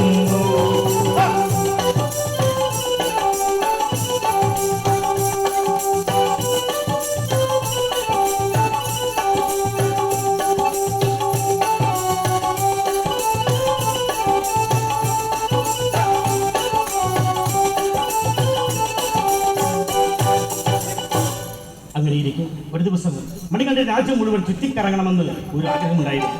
അങ്ങനെ മണികണ്ഠകുമാരൻ തന്റെ അനുയായികളെയുമായി യാത്ര തിരിക്കുകയാണ്. ഇങ്ങനെ ചുറ്റിക്കറങ്ങി നടക്കുമ്പോഴാണ് വാവർ എന്നൊരു സേനാനിയെ പറ്റി മണികണ്ഠൻ അറിയുന്നത്. കൊള്ളയും കൊള്ളിവയ്പുമാണ് വാവരുടെ മുഖ്യത്തൊഴി. ഏതായാലും വാവരെ ഒന്ന് കാണുവാൻ തന്നെ മണികണ്ഠൻ തീരുമാനിച്ചു. അങ്ങനെ വാവരുടെ അടുത്തേക്ക് അവർ നീങ്ങി തുടങ്ങി. അതാ ആ കടപ്പുറത്ത് ആരെയോ കാത്ത് വാവർ നിൽക്കുകയാണ്. ഔചാരിതമായി തന്റെ പരിസരത്ത് ആളുകളെ കണ്ടപ്പോൾ വാവരുടെ വാണുയർന്നു. അദ്ദേഹം മണികണ്ഠനോട് യുദ്ധത്തിനെടുത്തു. ഉടനെ മണികണ്ഠൻ പറഞ്ഞു, അംഗത്തിനായിട്ടല്ല വന്നത് എന്നത് ഓർക്കുക നീ, സ്വന്തതും കേൾക്ക നീ, നല്ലവനായി വാണൊരു ലോകം നീ. അംഗത്തിനായിട്ടല്ല വന്നത് എന്നത് ഓർക്കുക നീ, സ്വന്തതും കേൾക്ക നീ, നല്ലവനായി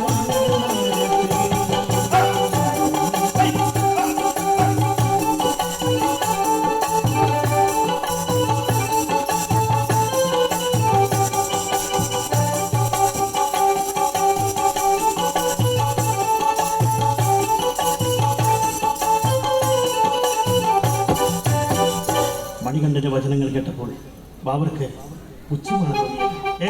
പൈതലേ, നീ എന്നെ ഉപദേശിക്കുവാൻ വന്നിരിക്കുകയാണോ? ഈ ചോദ്യം മണികണ്ഠൻ തീരെ സഹിച്ചില്ല. ഇരുവരും തമ്മിൽ വാക്കേറ്റമായി. വാക്കേറ്റം ഒടുവിൽ വാൾപ്പയറ്റായി മാറി. ബാബർ മണികണ്ഠന് നേരെ തീരെ കിടച്ചു.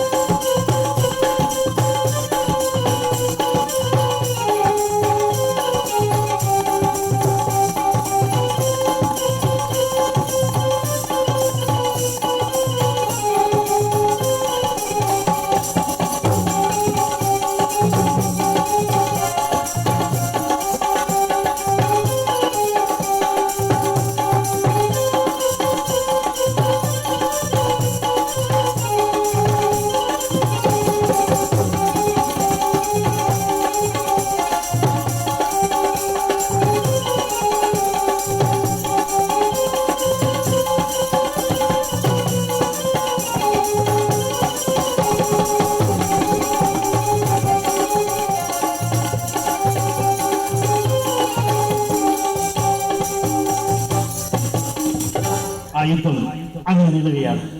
അവരിൽ ആർക്കാണ് വിജയം എന്ന് പറയുവാൻ സാധ്യമല്ല. കാരണം അവർ രണ്ടും തുല്യശക്തികൾ തമ്മിലാണ് യുദ്ധം നടത്തിക്കൊണ്ടിരിക്കുന്നത്. തുല്യശക്തികൾ എന്ന് പറഞ്ഞാൽ തീർത്തും തുല്യശക്തികൾ തന്നെ. പ്രിയമുള്ളവര്, അത് മറ്റൊരു കഥയാണ്. നല്ല മൊഞ്ചേറും പെണ്ണിന് ഏഴഴക്, തകതീർത്താം തോട്ടത്തിൽ പെണ്ണവൾ പാത്തും. മൊഞ്ചേറും പെണ്ണിന് ഏഴഴക്, നല്ല മൊഞ്ചേറും പെണ്ണിന് ഏഴഴക്.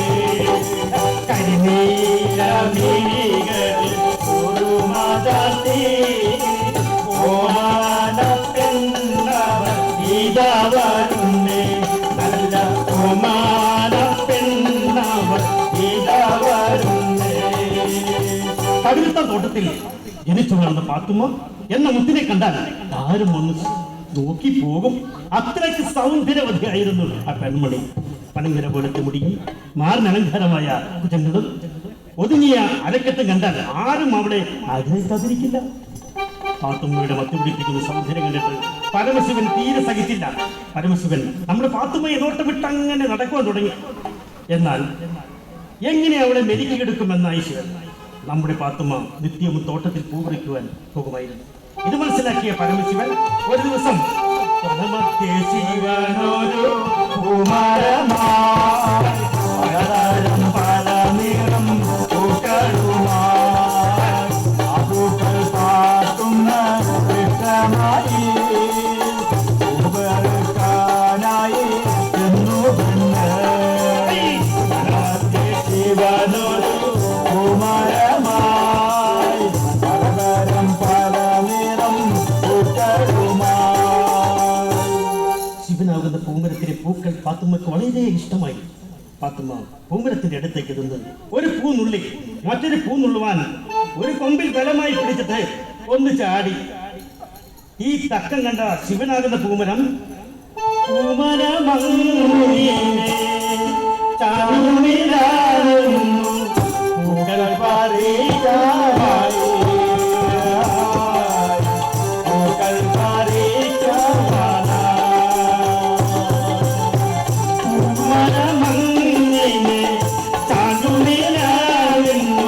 പൂക്കൾ പറിക്കുവാനായി പൂക്കൾ പറിക്കുവാനായി കരമാതുയർന്നപ്പോൾ പെണ്ണിനെയും കൊണ്ട് മരമാതു മേലോട്ടു പോയി മരമാതു മേലോട്ടു പോയി. അങ്ങനെ പരമശിവനിൽ നിന്നും പാത്തുമ്മ ഗർഭം ധരിച്ചു. പാത്തുമ്മ ഒരു ആൺകുഞ്ഞിനെ ജന്മം നൽകി. അങ്ങനെ ജനിച്ച കുഞ്ഞാണ് വാവർ. അതുകൊണ്ടാണ് മണികണ്ഠനും വാവരും തുല്യശക്തികളാണെന്ന് പറഞ്ഞത്. എന്തിനധികം പറയുന്നു, ഇരുവരും തമ്മിലുണ്ടായ യുദ്ധത്തിൽ ആർക്കും വിജയം കൈവരിക്കാൻ കഴിഞ്ഞില്ല. ഒടുവിൽ അവർ തുല്യശക്തികളായി മാറിക്കഴിഞ്ഞു. അവർ അങ്ങനെ ചങ്ങാതിമാരായി മാറി. അതോടെ വാവ തന്റെ കൊള്ളയും കൊള്ളവയ്പും എല്ലാം നിർത്തി നല്ലവനായി മാറിക്കഴിഞ്ഞു. ഉടനെ തന്നെ മണികണ്ഠൻ അവിടെ നിന്നും യാത്രയായി. പന്ത്രണ്ട് രാജധാനിയിൽ എത്തിയപ്പോൾ മണികണ്ഠൻ ആകെ അമ്പരന്നു പോയി. എന്താണ് അവിടെ ആൾക്കൂട്ടം? തന്റെ അമ്മയുടെ കട്ടിലിന് ചുറ്റും ഒട്ടാറും വൈദ്യന്മാരെല്ലാം കൂടി നിൽക്കുന്നു. അമ്മയുടെ അടുത്ത് നിൽക്കുന്നത് അതാരാണ്? അത് അഷ്ടവൈദ്യന്മാരാണല്ലോ. മണികണ്ഠൻ കാര്യം തിരക്കി. എന്താണ്? എന്ത് സംഭവിച്ചു? എന്റെ അമ്മയ്ക്ക് എന്ത് പറ്റി? ഉടനെ വൈദ്യൻ പറഞ്ഞു, ഒന്നും കേൾക്കണം പാലരാജ, നിങ്ങളുടെ അമ്മയ്ക്ക് ജന്മമാണ്. ആയതിനാലവർ വന്നിവിടെ കണ്ടിച്ചിടേണ്ട ഭയപ്പെടേണ്ട.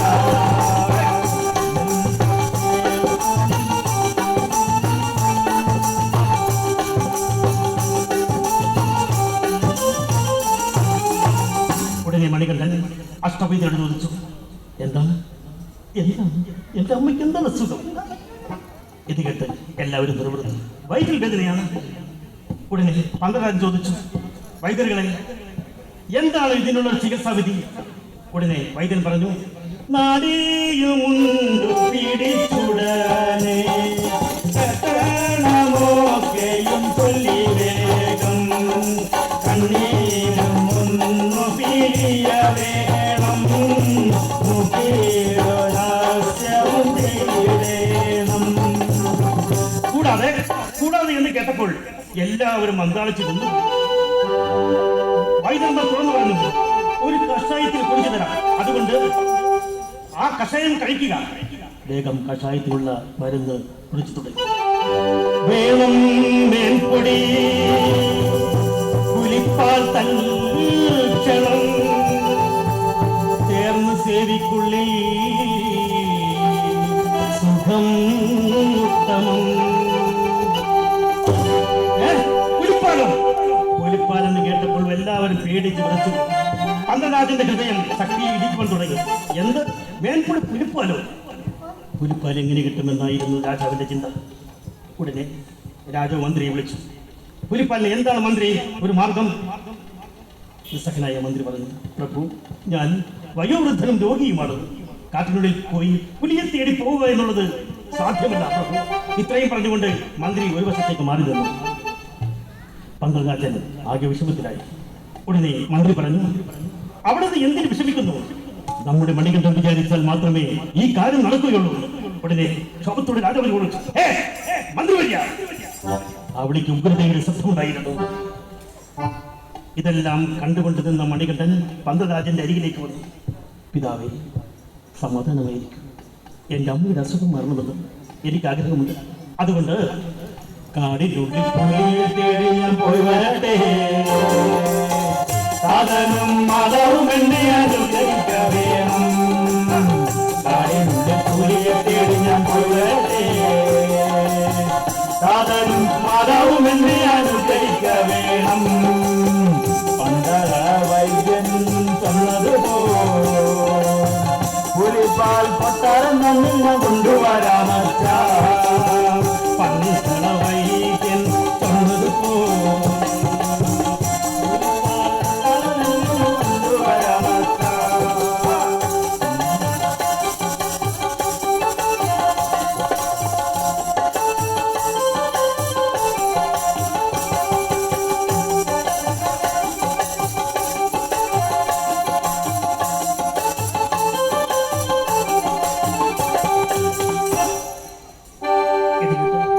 വിഷമത്തിലായി.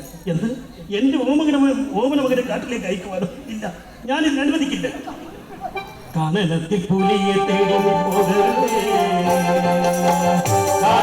കടുവയും സിംഹവും നിന്നെ പിടിച്ചു കൊല്ലും. കാനനത്തിൽ പുലിയെ തേടി നീ പോകരുതേ. കാടിനുള്ളിൽ കടുവയും സിംഹവും നിന്നെ പിടിച്ചു കൊല്ലും. നിന്നെ പിരിഞ്ഞുള്ള ഞങ്ങളുടെ ജീവിതങ്ങൾ ജീവിതമാകുമോനെ വീരമണി കണ്ട.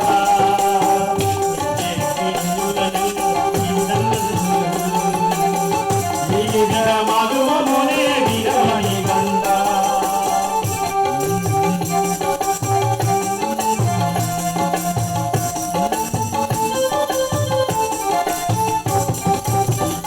പക്ഷേ എന്തൊക്കെ സംഭവിച്ചാലും മണികണ്ഠൻ പുലിപ്പാലിന് വേണ്ടി വനത്തിലേക്ക് പോകുവാൻ തന്നെ തീരുമാനിച്ചു.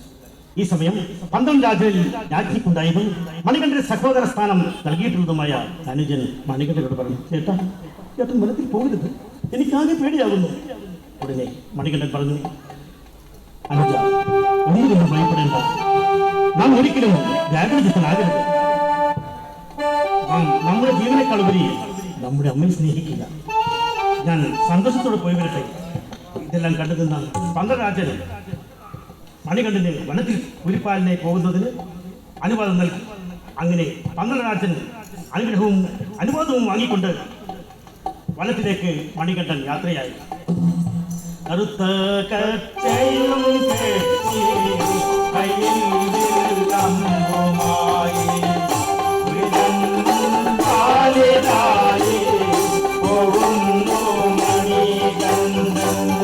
കറുത്ത കച്ചയും കെട്ടി കയ്യിൽ വില്ലമ്പുമായി പുരിതൻ പാലിനായി പോകുന്നു മണികണ്ഠൻ. മണികണ്ഠൻ കാനിലേക്ക് യാത്ര കണ്ടിരുന്ന മന്ത്രിമാർക്ക് സന്തോഷമായി. പ്രിയമുള്ളവരെ, അതിനൊരു കാരണമുണ്ട്. കാട്ടിൽ നിന്നും കിട്ടിയ ജാതിയും മതവും ഏതെന്നറിയാത്ത മണികണ്ഠനോട് മന്ത്രിക്ക് വെറുപ്പായിരുന്നു. പന്തളരാജ്ഞിക്ക് സ്വന്തമായി ഒരു പുത്രനുണ്ടായപ്പോൾ മണികണ്ഠനെ ഒഴിവാക്കുക എന്നതുകൊണ്ടാണ് മന്ത്രിയുടെ ആഗ്രഹമായിരുന്നു മണികണ്ഠനെ കാട്ടിലേക്ക് അയക്കുക എന്നുള്ളത്. റാണിക്കുണ്ടായ വയറ്റിൽ വേദന മന്ത്രിയുടെ തന്ത്രമായിരുന്നു. വൈദ്യന്മാരെ വശത്താക്കി മേൻപിടിക്ക് പുലിപ്പാല് വേണമെന്നവർ അവരെ കൊണ്ട് പറയിപ്പിച്ചതും മന്ത്രിയായിരുന്നു. പുലിപ്പാലിന് വേണ്ടി മണികണ്ഠൻ കാട്ടിൽ പോയാൽ തീർച്ചയായും മണികണ്ഠൻ തിരിച്ചു വരില്ല. ഏതായാലും മന്ത്രിയുടെ ധാരണ എങ്ങനെ വരുമെന്ന് നമുക്ക് നോക്കാം. അതാ നോക്കൂ, അവിടെ ആരൊക്കെയോ ഇരിക്കുന്നത്. അത് മുനിമാരാണല്ലോ. ശരിയാണ്, അത് മുനിമാർ തന്നെയാണ്. അവര് ധ്യാനത്തിൽ മുഴുകിയിരിക്കുകയാണ്. മുനിമാർക്ക് പെട്ടെന്ന് ഒരു ബോധോദയം ഉണ്ടായി. അവരുടെ ആരാധനാമൂർത്തിയായ കുലദൈവം തങ്ങളുടെ ജീവൻ അപകടത്തിലാക്കുവാൻ ശ്രമിക്കുന്ന മഹിഷിയെ കൊല്ലുവാൻ വരുന്നു. അങ്ങനെ സാക്ഷാൽ ഹരിഹരസുതൻ ധ്യാനം ചെയ്യുന്ന മുനിമാരുടെ മുന്നിലെത്തിക്കഴിഞ്ഞു. മുനിമാരുടെ അത്ഭുതത്തിനും ആനന്ദത്തിനും അതിരില്ലായിരുന്നു. ധ്യാനമണ്ഡപത്തിൽ ഭക്തിയുടെയും സന്തോഷത്തിന്റെയും നിമിഷങ്ങൾ. മണിപീഠങ്ങളും പൂജാദ്രവ്യങ്ങളും ഒരുങ്ങിക്കഴിഞ്ഞു. അതാ ഹരിഹരസുതൻ മുനിമാർ ഹരിഹരസുതൻ സ്വീകരിച്ചിരുത്തി ആരാധിക്കുന്നു. പങ്ങളർപ്പിച്ചു ഭക്തിയോടെ പാദശുശ്രൂഷകൾ ചെയ്തു വേഗാൽ ഒന്നിങ്ങു കേൾക്കണം മൂർത്തിദേവാ, അവിടന്ന് ഞങ്ങൾക്ക് രക്ഷയേകൂ. പങ്ങളർപ്പിച്ചു ഭക്തിയോടെ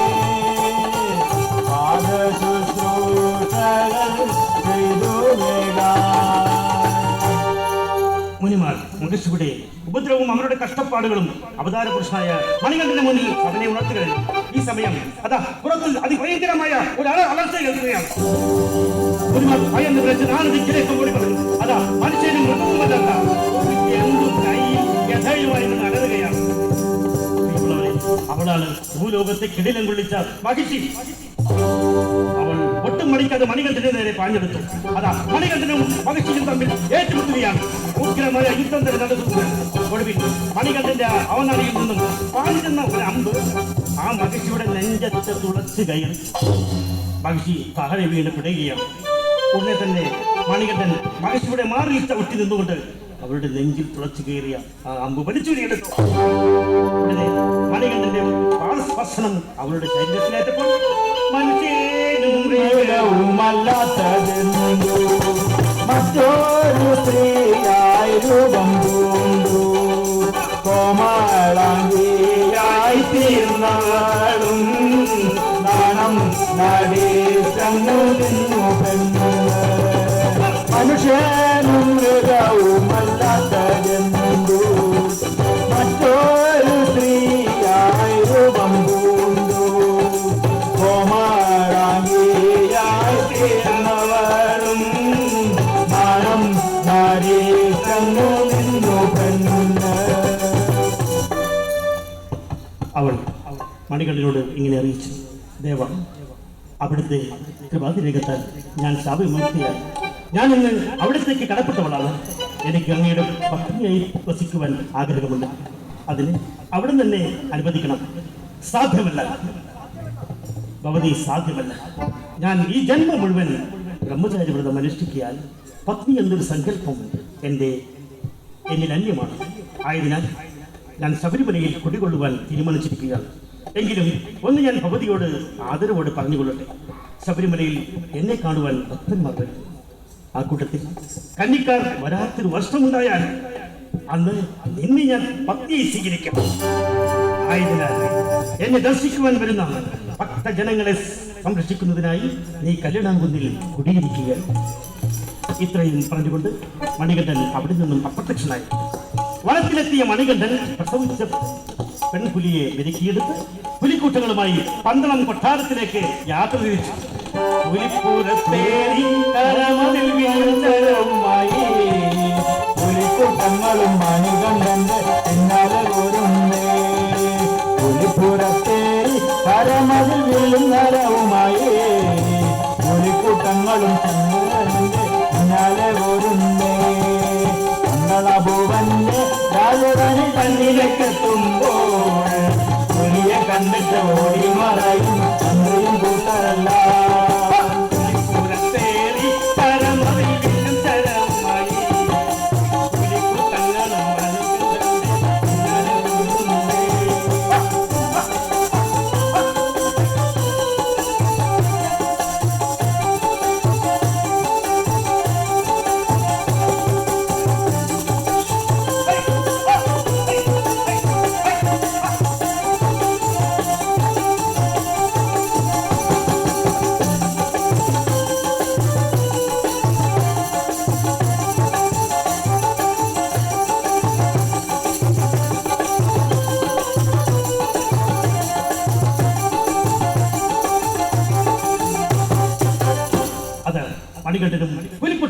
രാജധാനിയിലെത്തി.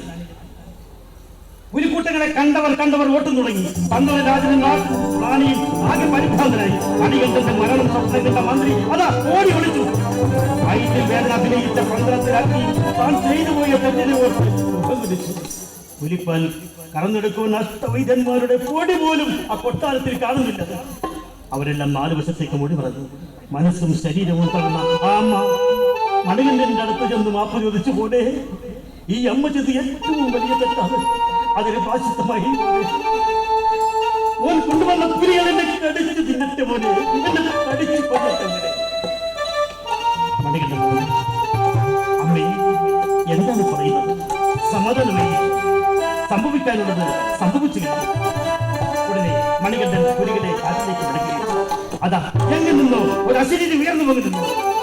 മണികണ്ഠനല്ലവൻ പന്തളരാജനുമല്ല, ശ്രീധർമ്മശാസ്താവാകും ശ്രീ അയ്യപ്പൻ. മണികണ്ഠനല്ലവൻ പന്തളരാജൻ, ശ്രീധർമ്മശാസ്താവാകും ശ്രീ അയ്യപ്പൻ.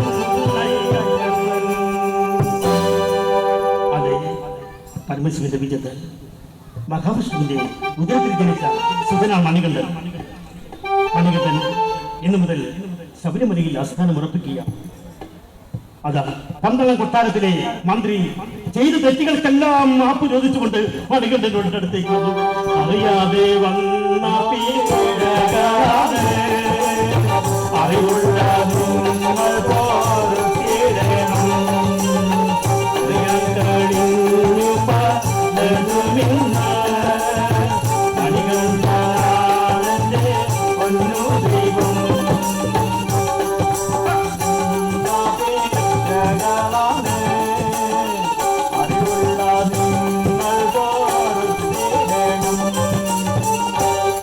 ഈ വിവരങ്ങളെല്ലാം മറിഞ്ഞ് ബാബരും അവിടെ എത്തിക്കഴിഞ്ഞു.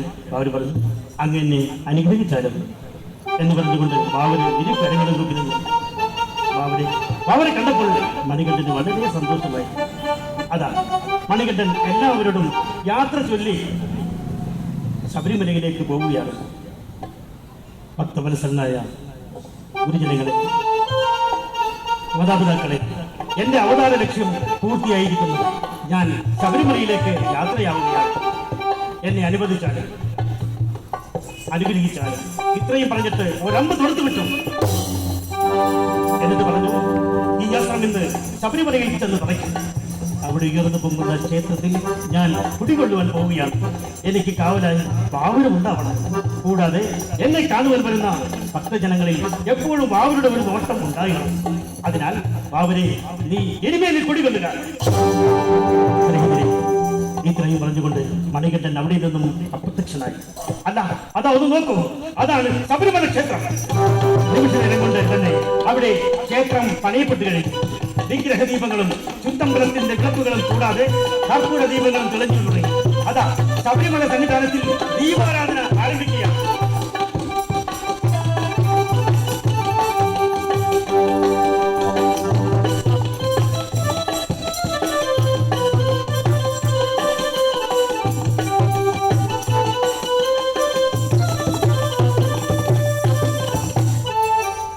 അതാ നമ്മുടെ ആരാധനമൂർത്തിയായ അഖിലാണ്ട കോടി ബ്രഹ്മാണ്ഡ നായകനായ ഹരിഹരസുതനായ ശ്രീ അയ്യപ്പൻ ഭക്തി പ്രതീകമായ 18 പടികളിൽ ഓരോന്നിനും ചുവടുവെച്ച് അസ്ഥാനപ്പിടത്തിൽ കുടികൊള്ളുന്നതിനെ നീങ്ങിക്കൊണ്ടിരിക്കുകയാണ്. മന്ത്രോച്ചാരണങ്ങൾ അന്തരീക്ഷത്തിൽ ഉയർന്നു പൊങ്ങി. ദേവമഹർഷികളും മുനിമാരും പൂജാതി കർമ്മങ്ങൾ നടത്തുകയാണ്. ശരണം വിളികളും ശംഖുനാദവും ഉയർന്നു പൊങ്ങും. അതാ ശ്രീ അയ്യപ്പൻ അസ്ഥാനപ്പിടത്തിൽ കുടികൊണ്ടിരിക്കുന്നു.